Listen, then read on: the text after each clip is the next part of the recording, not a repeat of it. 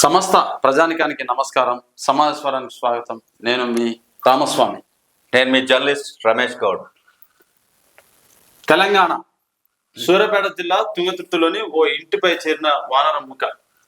కోతికి చెలగాటం, పల్లెకు ప్రాణ సంకటం. నివాసాల మధ్య సంచరిస్తూ మనుషులపై దాడి. ఆసుపత్రులకు వేల సంఖ్యలో బాధితులు. భయంతో పరిగెడుతూ గాయపడుతున్న పిల్లలు, మహిళలు. ఎండాకాలం వస్తే గతంలో డాబాలపై వడియాలు నానబెట్టిన పప్పులు ఆరబెట్టుకునేవారు. ఇప్పుడు ఆ పరిస్థితి లేదు. ఇంటి తలుపులకు గడియ పెట్టుకోకుండా ఉండలేని పరిస్థితి తలెత్తింది. బడికి వెళ్ళిన పిల్లలు ఇంటికి తిరిగి వచ్చేటప్పుడు భయపడుతూ వస్తున్నారు. పాపం, బడికి వెళ్ళిన పిల్లలు ఇంటికి తిరిగి వచ్చే సమయంలో పెద్దలు కర్ర పట్టుకుని గేటు వద్ద నిల్చుంటున్నారు. చిన్నారులు ఇంటి బయట ఆడుకునేందుకు సైతం భయపడుతున్నారు. ఒకప్పుడు పల్లెల్లో ప్రతి ఇంటి ముందు ఏదో ఒక పండ్ల చెట్టు ఉండేది. ఇప్పుడు వాటిని నరికేస్తున్నారు. ప్రహారీలకు చిక్కుడు, దొండ, బీర, అనపకాయ తీగలు అస్సలు కనిపించడం లేదు. వీటన్నిటికీ కారణం కోతులు. ఒకప్పుడు మన ఇళ్లలో పండ్ల చెట్లు ఉండేవి, కూరగాయల చెట్లు ఉండేవి. ఇదివరకు అయితే ఇంకా ఏ ఇంట్లో చూసినా బొప్పడి చెట్లు, జామ చెట్లు ఉండేవి. ఇప్పుడు ఆ పరిస్థితి లేదు. అడవిలో ఉండేది. కానీ కోతులు ఊర్లోకి రావడానికి కారణం ఎవరు? ఊర్లోకి రావడానికి కారణం ఎవరు?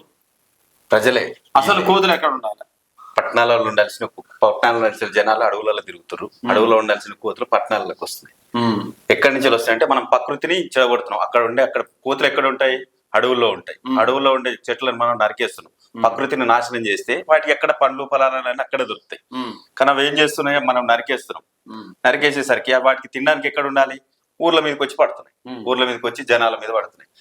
జనాల మీద పడి ఇండ్ల మీదకి వచ్చేసి ఇట్లా ఇండ్ల దొండ ఇవన్నీ ఎందుకు లేవు అని అంటే ఇంత ముందుకు ఉండేవి. గతంలో చెప్పుకునేది మన ఇండ్లలో ప్రతి ఇండ్లలో చెట్లు ఉండేవి. ఇట్లా కూరగాయల చెట్లు, బీర, ఆవకాయ ఇట్లాంటివి ఉంటుండేది.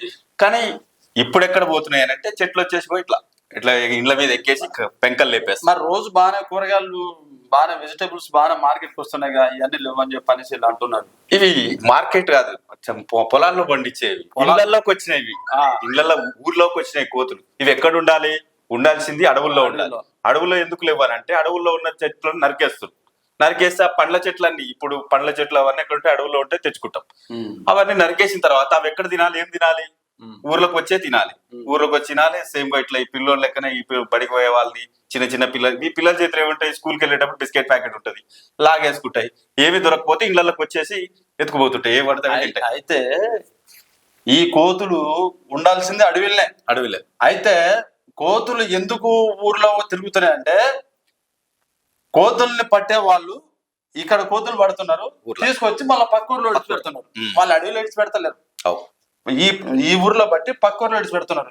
అందువల్ల ఎట్లా ఉంటది? కోతికి రేట్ అని ఉంటుందా? ఒక రేట్ అని ఉంటుందా? ఒక కోతికి ఉంటది. అంటే ఆ గ్రామ పంచాయతీకి సంబంధించిన సర్పంచ్ వాటిని పంపించే వీటికి విడదంచి కొండెంగలను కూడా తీసుకొస్తుంటారు కదా. కొండెంగలను తీసుకొస్తారు. వీటిని భయపెట్టడం కోసం కొండెంగలను తీసుకొస్తారు. చూసిన నేను ఎక్కడంటే మన దక్షిణ తెలంగాణ కంటే ఉత్తర తెలంగాణ సైడ్ లో ఎక్కువ కోతలు పెడుతుంటది. కొండెంగలు అక్కడ ఎమ్మెల్యేలకు వినిపించుకుంటుంటారు, మన వాళ్ళని వినిపించుకోవట్లేరు. కాకుండా అక్కడ అంతా ఆ ఉత్తర తెలంగాణలో మొత్తం వీటిలో గొడవే, కోతల గొడవే. అక్కడికి వెళ్తే ఊర్లో అన్నిటికీ ఇట్లా కిటికీలకి జాలేసి ఉంటది. మన సైడ్ ఏమి ఉండదు. సరే, అట్లా ఉన్నా కూడా ఈ వీటి బెదర్ తప్పించుకోవాలంటే ఏం చేయాలి? గవర్నమెంట్ నుంచి ఈ కోతుల బారి నుంచి తప్పించుకోవాలంటే ఫారెస్ట్ లో, అడవులలో ఈ కోతుల కోసం పండ్ల చెట్లు నాటాలి. పండ్ల చెట్లు ఉండాలి, పండ్ల చెట్లు నాటాలి. వాటికి ఆ కోతులకి, ఆ వానరాలకి కావాల్సినంత తిండుంటే ఊర్ల మీదకి ఎందుకు వస్తాయి? ఊర్ల మీదకి రావాల్సిన అవసరం లేదు కదా. ఉన్న వాటిని కొట్టేయకుండా చాలు, నాటకుంటే పర్లేదు. కానీ ఇప్పుడు ఉన్న వాటిని కొట్టకుండా చాలు. కొట్టకుండా చాలు. ఇక్కడ పాపం పిల్లగాడు చికిత్సకు 10,000 ఖర్చు అంట. చేతికి కట్టుతో ఉన్న ఈ బాలుడి పేరు కృష్ణ. ఊరు భద్రాద్రి కొత్తగూడెం జిల్లా ఎల్లెందు.